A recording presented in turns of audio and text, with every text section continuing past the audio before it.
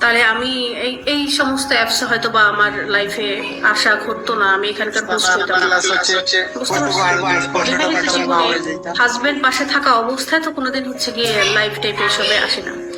তা এখন ঘটনা হচ্ছে গিয়ে মনে করো যে তুমি যদি বিয়ে করো, একাধিক বিয়ে করো, যে তোমার ওয়াইফ আছে তারপরে তুমি আরো বিয়ে করতে চাচ্ছ, তাহলে সেক্ষেত্রে তোমার অনেক কিছু দেখতে হবে। তুমি কেন বিয়ে করতে চাচ্ছ? তোমার প্রথম ওয়াইফ কি শারীরিকভাবে অক্ষম? তিনি কি তোমাকে সন্তুষ্ট করতে পারতেছে না? সে কোন সাইড থেকে অক্ষম? সে কি সন্তানদানে অক্ষম? তো এভারেজ যদি দেখো যে না, আসলে তোমার কোনো না কোনো সাইডে এখন তুমি শুধুমাত্র মনোরঞ্জনের জন্য, যে আমি মনোরঞ্জন করব, আমার এই ওয়াইফ হয় না, আমার হচ্ছে কি আর একটা জামাই বউ লাগে, এরকম একটা তোমার চরিত্র বা তুমি নিজেকে কখনোই করতে পারবো না। সেটা তোমার কাছে দুইটা বউ কেন? আমি ওই কথাটা কেন বললাম জানো? আমি বলি, আমি ওই কথা বলার পিছনের কারণটা বলি। ওটার কারণ হচ্ছে আমাদের বাংলাদেশ, বিশেষ করে বাংলাদেশের মেয়েরা মানে ওই জিনিসটা মেনে নিতে চায় না। আমি বলি হ্যাঁ, এটাই এই যে তোমার কাছে তোমার পয়েন্টটা আমি বুঝতে পারছি, যে বাংলাদেশের নারীরা স্বামী 14টা পরকিয়া করে, স্বামী হচ্ছে মানে পতিতালয়ে যায়, সেটা সে মেনে নেয়। হ্যাঁ, কিন্তু স্বামী হালাল ভাবে একজন মানুষকে আনলো, সেটা মেনে নিতে চায় না। মানে সতীনের ঘর করবে না, কিন্তু জামাই আকাম কুকাম করে বেলায় জেনা জেনা করতেছে একের পরে, সেটা সে খুব মানে বাইরে ধাক্কাই ধুক্কাইয়ে মনে করে যে ম্যানেজ করতে পারে। কিন্তু আমার জামাই আমার দ্বারা আসলে হচ্ছে না, আমার জামাইয়ের আরো বেশি হচ্ছে কি প্রয়োজন পড়ে নারীদের। ঠিক আছে, তুমি তোমার চয়েস মতন একজনকে আনো, আমরা দুজনে মিলে থাকি, আমাদের দুইজন আলাদা ভাবে দুইকে সমান দাও, কিছু সমানভাবে তুমি বন্টন করো, হচ্ছে কি সে বিয়ে করতে পারবে। কিন্তু তুমি যেটা বলতে চাচ্ছ যে বাংলাদেশের মেয়েরা আসলে এটাকে সমর্থন করে না। আসলে কি জানো, স্বামী এমন একটা জিনিস, মানে স্বামী যে কি একটা জিনিস একটা নারীর কাছে, সেটা ফিল করা যায় যখন একটা মেয়ে মানে অনেকগুলা বছর যখন হাজবেন্ড ছাড়া যখন সে থাকে, তখন ফিল করা যায়। আর বউ যে কি একটা জিনিস, বউ যে কত বড় একটা নিয়ামক, সেটা তুমি ফিল করতে পারবা যখন কোনো মেয়ের মাধ্যমে প্রতারিত হবা, যখন তুমি কোথাও ধরা মরা খায় কট খায় বসে থাকবা, তখন বুঝতে পারবা। ওই আপু ঠিক বলছেন, ইতালি থেকে, থ্যাংক ইউ। তো ঘটনা হচ্ছে গিয়ে, আর ইমা তুমি এই সমস্ত কথা বলে না, কারণ তুমি প্রচন্ড পরিমাণে কৃপণ। তুমি জানো কাল কেয়ামতের মাঠে এক শ্রেণীর পুরুষদেরকে উঠাবে যাদের এক চোখ অন্ধ এবং খোরা ল্যাংড়া অবস্থায় উঠাবে। এটা হচ্ছে ওই সমস্ত মানে স্বামীরা যারা দুনিয়াতে থাকা অবস্থায় একাধিক স্ত্রী ছিল তাদের, কিন্তু একজনকে দেখতো এক রকমের চোখে আর একজনকে এক রকমের। স্বাভাবিক, আমাদের আশেপাশে যদি আমরা তাকাই, যে বড় বউ যখন থাকে, যখন ছোট বউকে যখন আনা হয়, তখন বড় বড় পাত্তাই দেয় না, বুঝছো? হ্যাঁ রে, আদর্শ হক কিছু করে না। কিন্তু ইসলামে কি সিস্টেম জানো?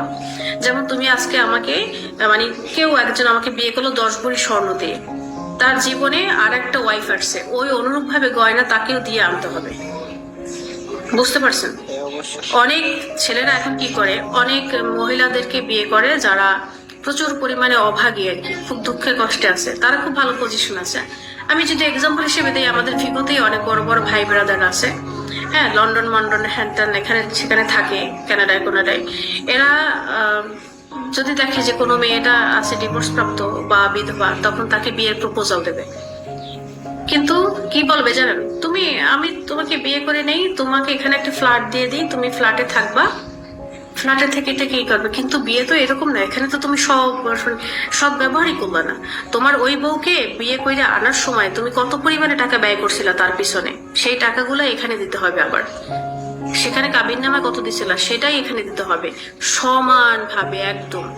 এবং আল্লাহ রাসূলের একটা হাদিস আছে, কোনো মাও বলতে পারবে না যে আমি আমার 2টা সন্তান আছে, দুটোকে সমান ভালোবাসি, তারও প্রতি কিঞ্চিত পরিমাণে ভালো। এই জন্যই তো আল্লাহ তাআলা সূরা নিসার ভিতরে বলে দিয়েছেন, হ্যাঁ, যদি তোমরা সমান অধিকার জ্ঞাপন করতে না পারো, তাহলে তোমাদের জন্য একটা ওয়াইফই যথেষ্ট। এবং একাধিক বিয়ের ক্ষেত্রে কোন কোন শ্রেণীর মহিলাদেরকে বিয়ে করতে হবে? অসহায়, দরিদ্র, বিয়ে করতে পারতেছে না, তারপরে জালিমদের কাছ থেকে রক্ষা করে সে বিয়ে করতে পারবে, তারপরে কোনো নারী বিধবা বা ডিভোর্সি, সে খুবই একাকিত্ব জীবন যাপন চলতেছে, তাকে সুন্দর একটা জীবন দেওয়ার জন্য তখন বিয়ে করতে পারবে।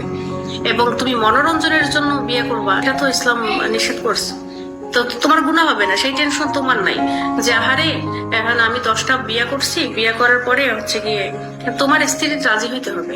যদি তুমি মনোরঞ্জনের জন্য বিয়ে করো, তোমার বড় স্ত্রী, প্রথম স্ত্রী যিনি, যার কোনো প্রবলেমই নেই, তোমাকে সে সন্তান দানে তার কোনো প্রবলেম হচ্ছে না, সে ফিজিক্যালি ফিট, তার চেহারা সুন্দর মাশাআল্লাহ, সে তোমাকে শান্তি রাখতে পারে, ফিজিক্যালি শান্তি রাখতে পারে, তখন তুমি যদি বিয়ে করতে চাও তারপরেও তুমি তখন তাকে রাজি করো।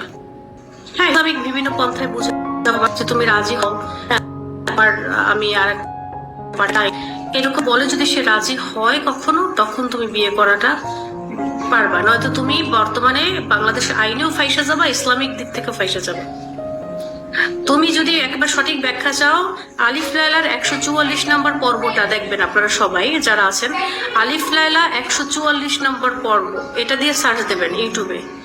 এই 144 নম্বরের সূরা নিসার এই বিবাহ ক্ষেত্রে মনে করেন যে মানে পর্বটা বিবাহ কেন্দ্রিক, বুঝতে পারছো? তো আমাদের সমাজ আর বিয়ে করে বুঝছো দুইজনকে একরকমের ভালোবাসা খুব টাফ, ইমাদ সো টাফ। ধরো সম্ভব না, সম্ভব মানে অসম্ভব না, এটা তো আর হারাম না, এটা জায়েজ আছে, কিন্তু এই জায়েজ কায়েম করতে গিয়ে তুমি তোমার জিন্দিগিটাই মনে করছো দফারফা করে ফেলাইতে পারো। প্রথমত তুমি চতুর্দিকে যদি দেখো যে যাদের একাধিক বিয়ে আছে তারা কয়জনই হ্যাপি আছে? হ্যাঁ, সুইসাইডও করে মরে যায় বেটারা, ডিপ্রেশনে। কারণ তোমার কাছে ওই মনোরঞ্জনটা সময় ভালো লাগবে, হয়তো অল্প কিছুদিন, হয়তো বছর খানিক পর্যন্ত, এরপরে তোমার ভিতরে দুইটা ফ্যামিলি থেকে বাচ্চা কাচ্চা, এই বউ যদি একটা পোলাও হয়, ওই বউ আর একটা হইবে, হে যদি আর একটা হয় তাহলে সে আর একটা হবে। তুমি বাধা দিতে পারবে না, তোমার বাধা দেওয়ার এখতিয়ার নাই। তার যদি বাচ্চা হয় তখন তুমি কয়জনকে কন্ট্রোল করতে পারবে? সো এগুলো মনে করো যে চিন্তা ভাবনা না করে আল্লাহর কাছে সবসময় এইটাই চাইবা যে আল্লাহ, লাইফে ভুল ভ্রান্তি অনেক কিছু হয়েছে, আমরা বাকিটা সময় যেন এখন মনে যে আসবে তাকে নিয়ে জান্নাত অব্দি চিন্তা করার মানে প্রিপারেশন। হায়াত মনে করো যে খালি একটা নাম মাত্র, বুঝছো?